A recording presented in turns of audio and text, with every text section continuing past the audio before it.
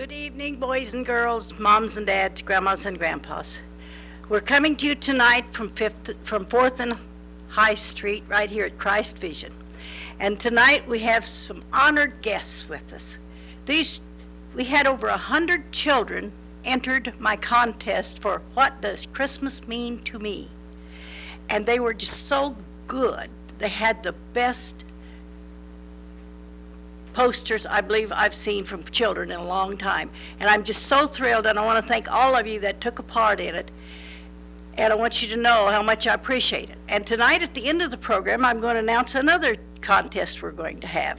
And I want each and every one of you out there that's listening to get your pens and papers right now, because I want you to send in a question for me. So I'll tell you about it at the end of the program. Right now we're going to announce the winners. And this is exciting to me. These are the winners of over 100 people who sent in posters.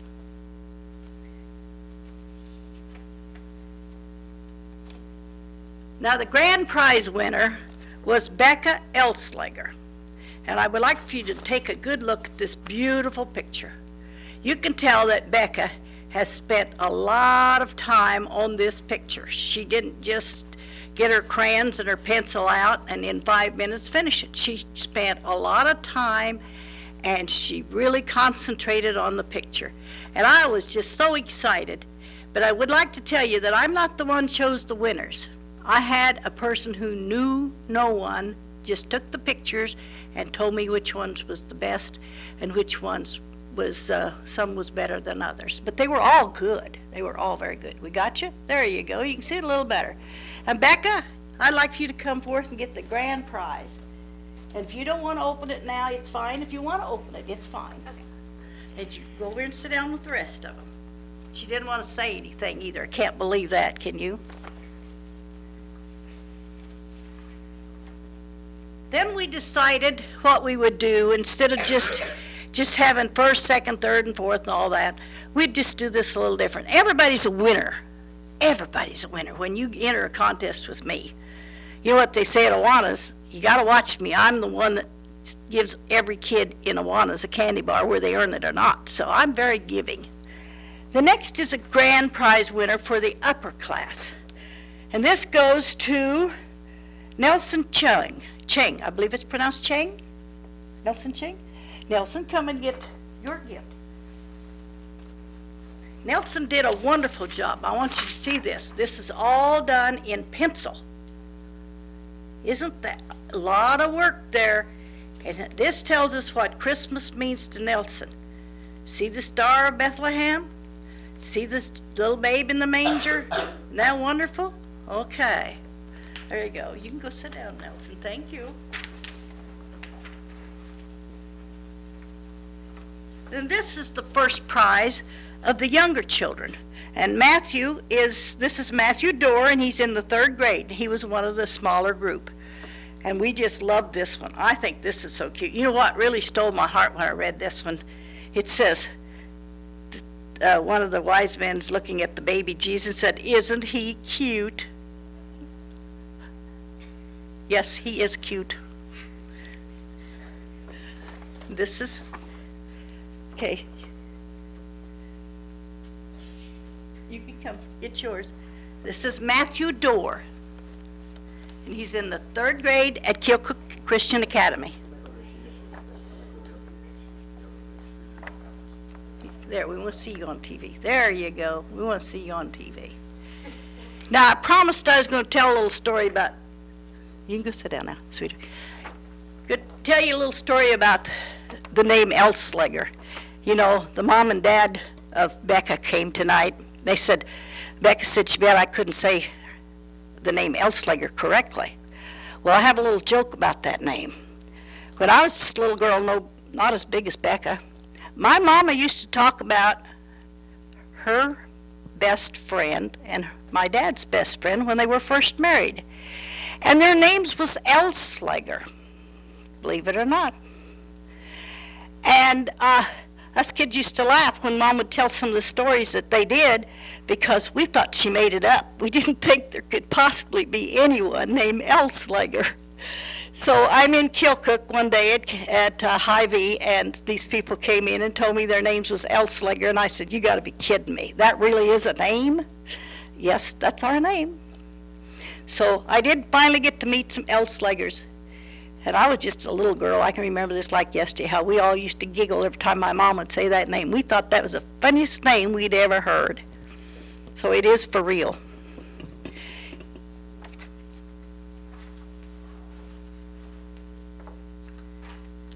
Now I have another gift, and the young lady isn't here. And the reason the young lady isn't here is because I didn't ask her to come. They're expecting a new baby any day, and so I just thought it'd probably be best that we just didn't plan for her to be here. But I decided that we should give a gift to this young lady. She's only 3 years old. Now we know that at 3 years old you can't write like this, but I want you to look at those pictures. It is so precious. This little girl is so talented, and her name is Elaine Grace Printy, and she's 3 years old. And what I'll do, because her mother, like I said, they're expecting a new baby, and I didn't think it would be a wise thing to ask them to come, I will award this one to her this Wednesday night at Awanas. This little girl goes to Awanas, where I teach Awanas. And I had several from Awanas that entered too, and I'm very thrilled about that.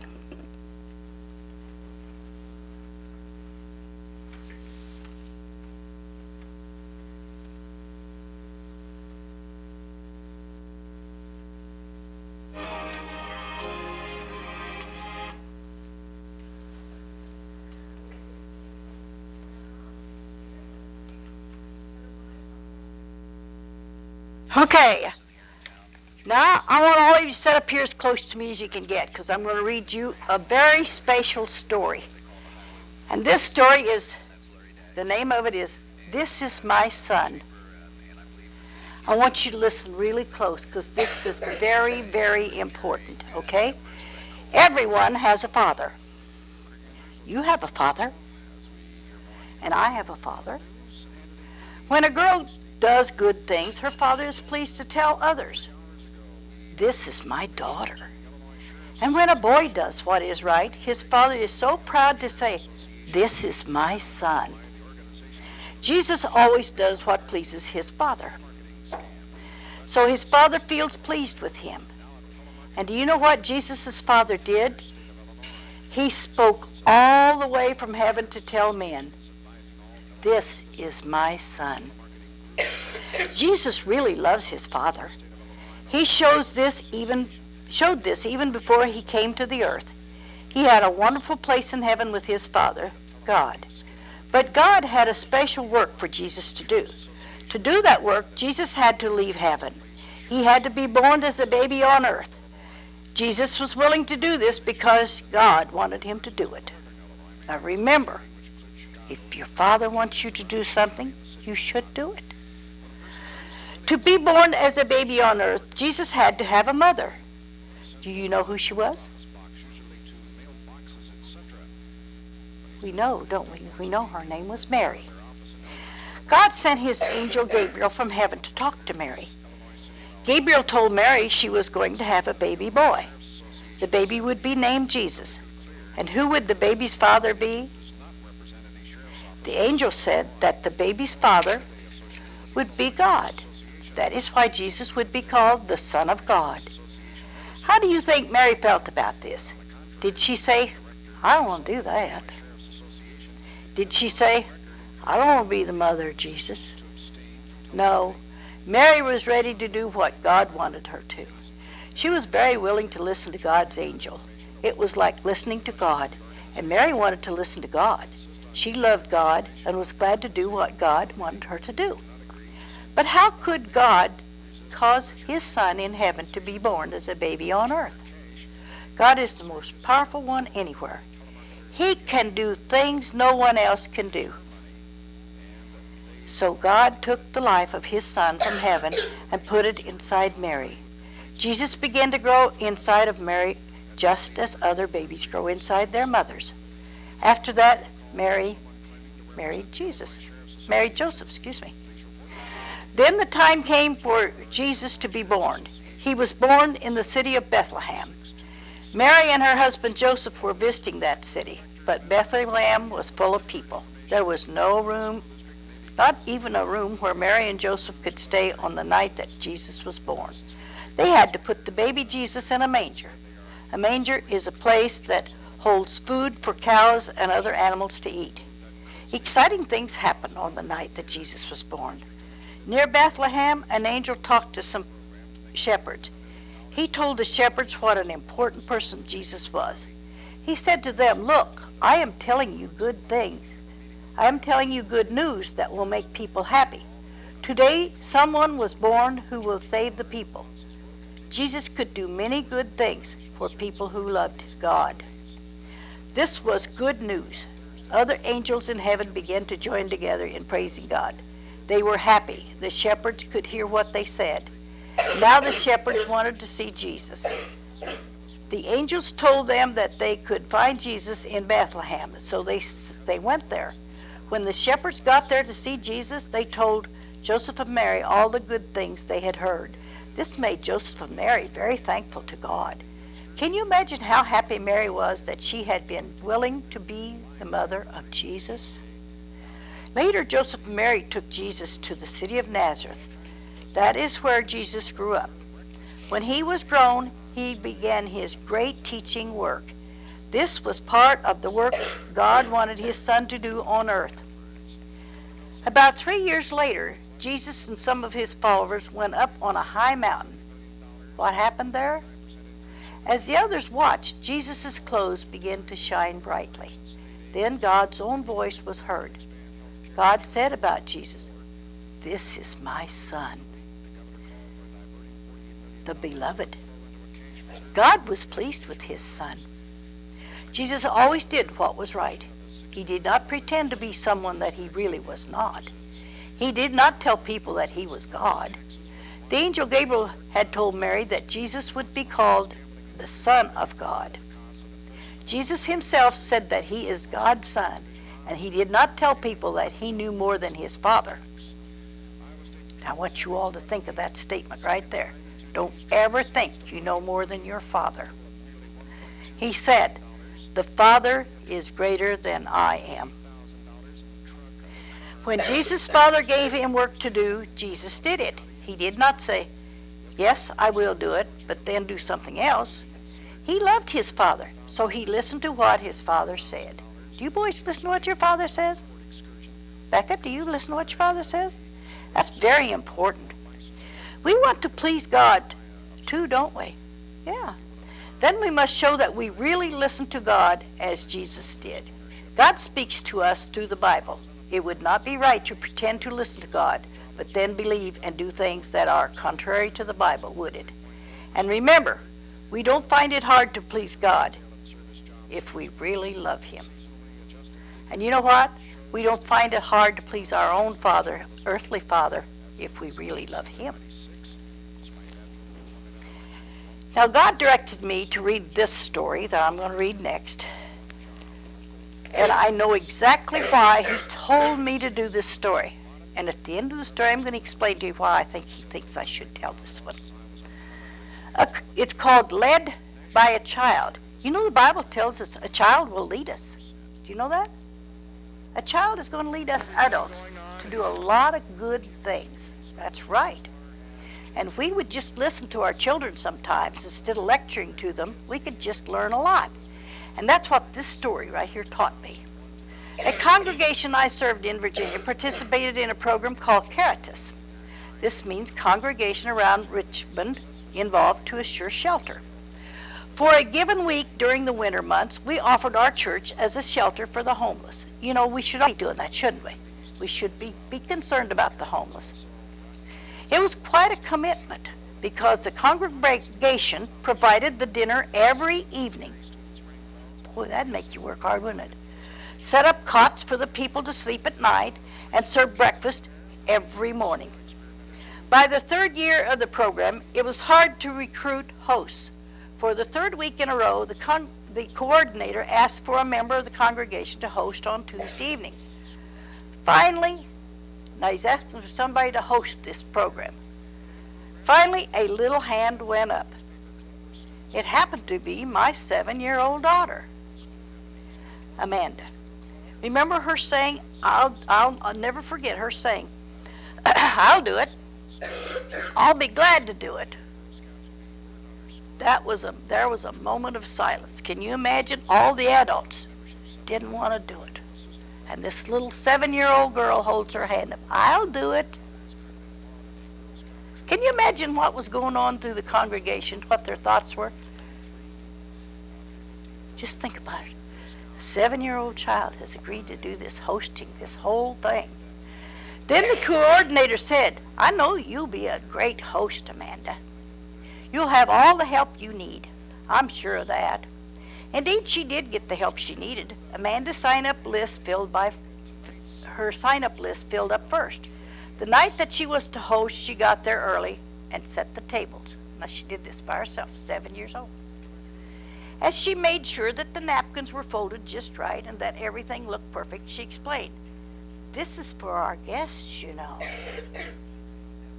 After we had finished our preparations and were waiting for the guests to arrive, I saw Amanda walk along the cots. She was straightening the beds and plumping the pillows. Then the guests arrived. She was waiting at the door. Amanda shook her guests' hands, introduced herself, told them how glad she was that they had come, and asked them their names. When mealtime came, Amanda invited everyone to stand in a circle and hold hands and then ask for someone to bless the food. One of the guests said, I will. After the prayer, Amanda asked, who would like to help serve the food? The church volunteers had always passed the food through a serving window in the kitchen. Involving guests in serving really changed how all of us had been doing it.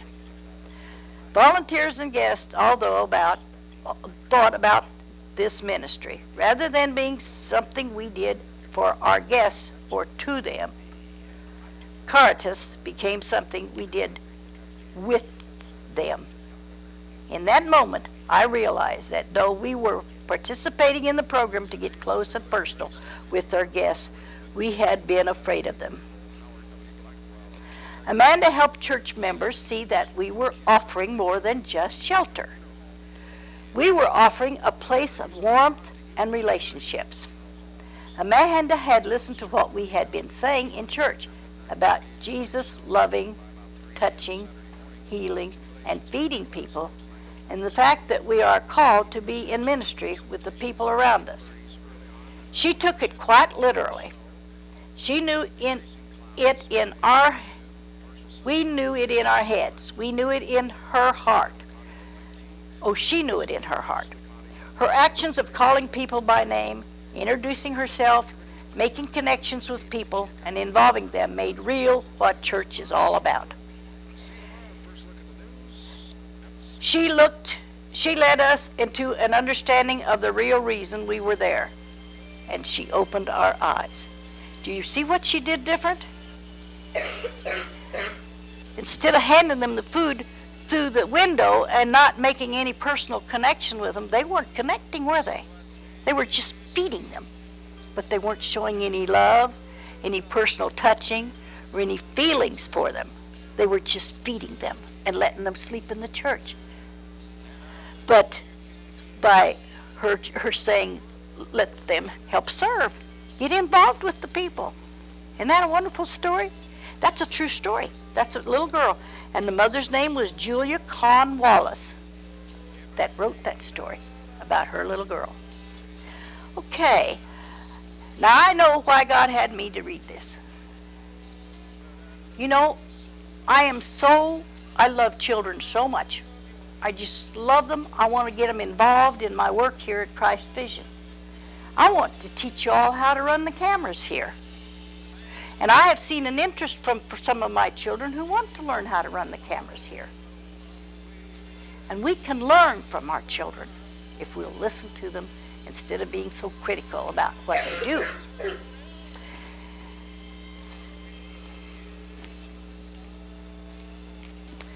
Okay, I just have a few minutes left, so I'm going to read this one.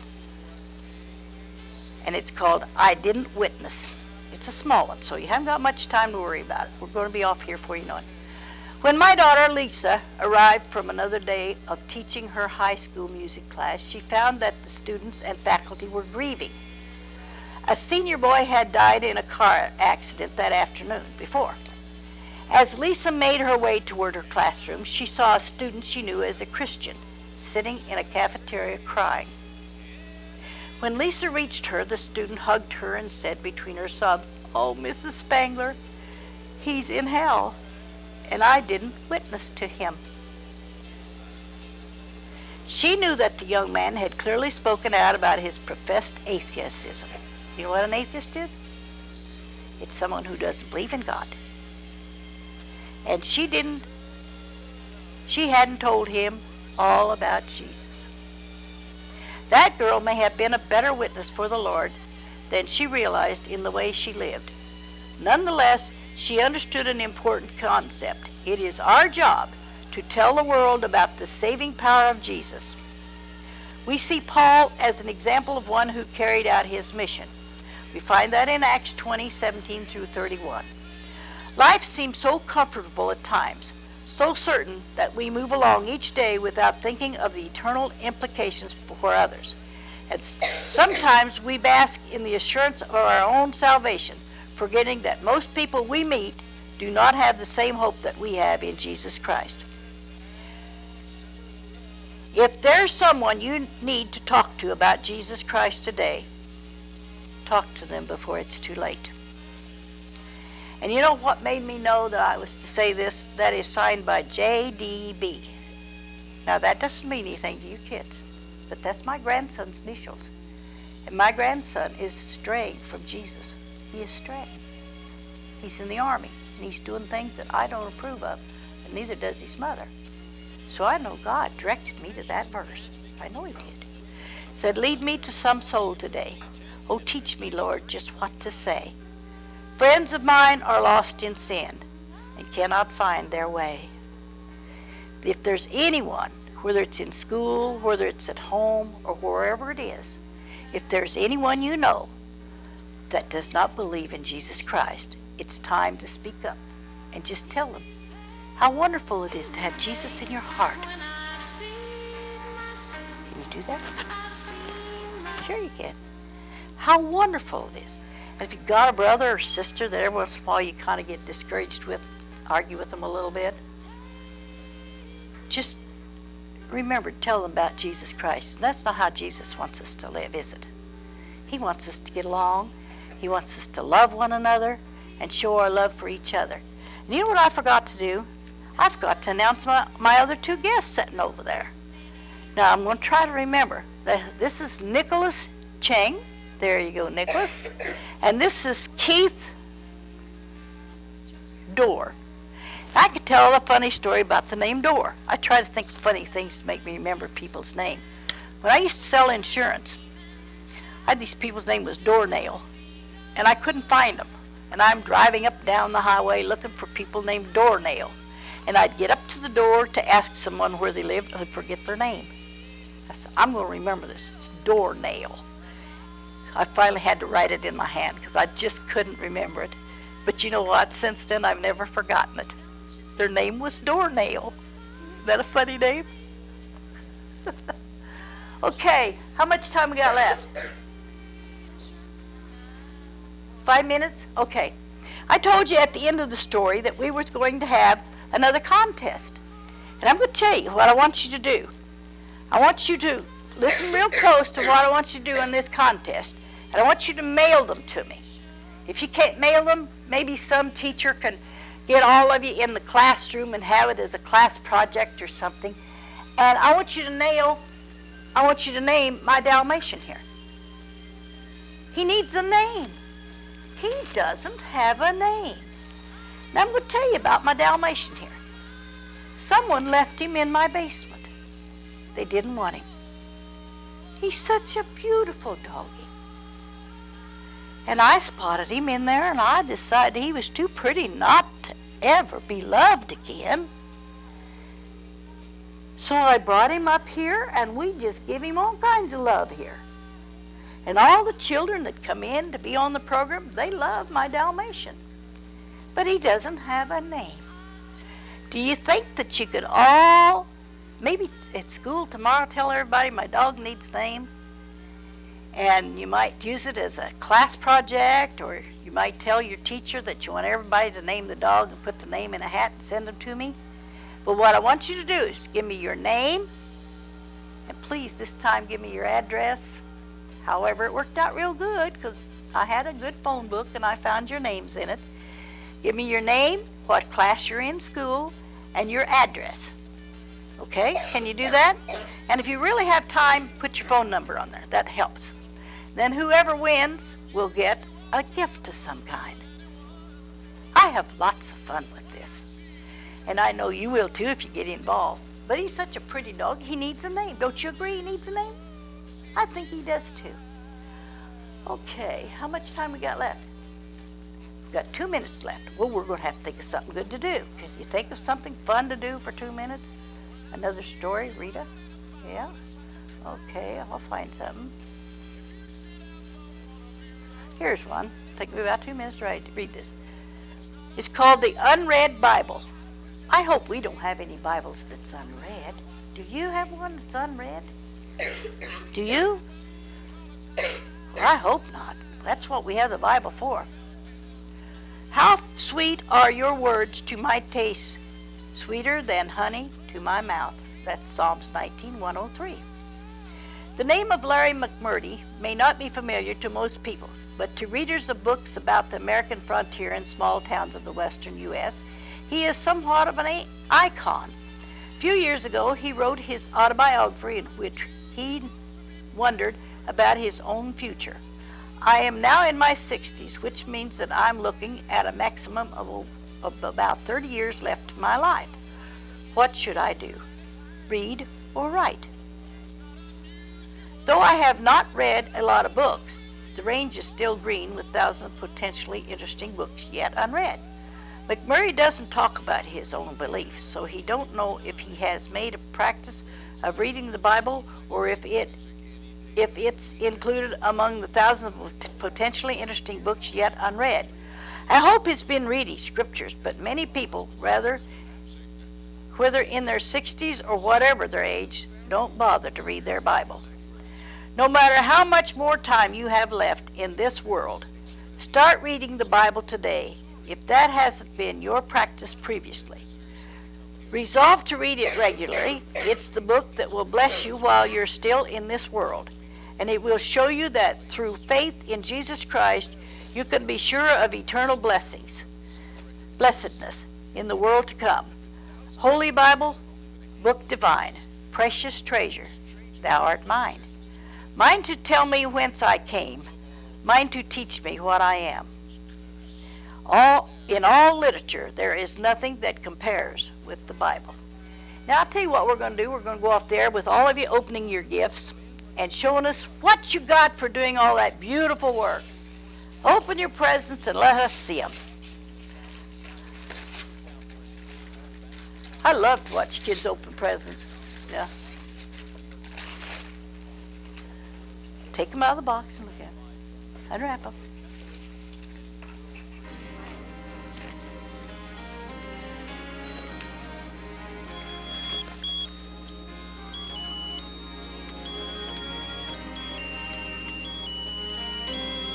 Turn it around so the camera can see it. Play yours. Let's hear what yours is playing. It'll be different.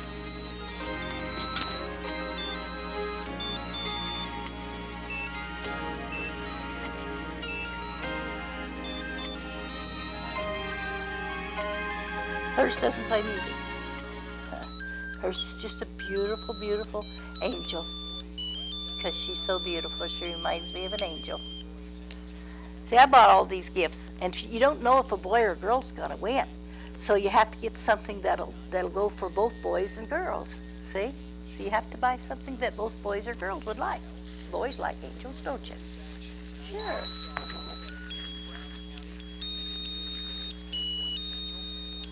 I'm trying to think of the name of it. Oh, by the way, thanks to everyone who participated in my contest and we'll be on the air again next week, and maybe we'll have lots of names for our dog. Good night.